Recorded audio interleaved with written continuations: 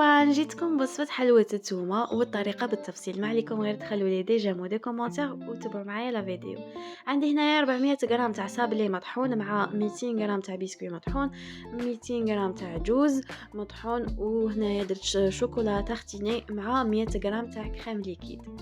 ومن بعد لميت بيها هذاك الحشو. بعد ما لميتهم شكلت كويرات تاع 30 غرام.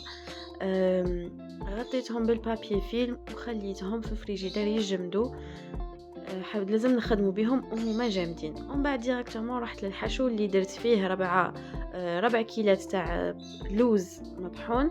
ربع كيلات هذوك خرجوا لي كيلو، ودرت زوج كيلات تاع سكر غلاس وعاود طحنتهم مع بعض المره الثانيه باش تعطيني نتيجه مليحه. وزدت 4 مغارف تاع زبده، هذيك الزبده اللي تخلي لنا هذيك لاباط داموند طريه لمده طويله. وزدت معاهم 2 مغارف كبار تاع جلوكوز. وبديت نلم بالمزهر، انا رش بشويه ونلم، وعجنت العجينه هذيك عجنتها تري بيان، لازم تعجنوها مليح. ومن بعد بديت نشكل في هذوك لي بول نتاع 40 غرام. وبعدها بديت نشكل في الحلوى تاع التومه كما راكم تشوفوا. هذه هي الطريقه كيفاش نديرو.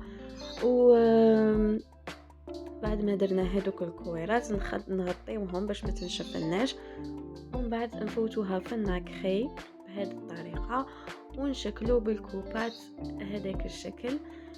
من بعد لصقت هذوك الوردات اللي من الفوق، لصقتهم بلاكول اليمونتير غذائي راهو يتباع.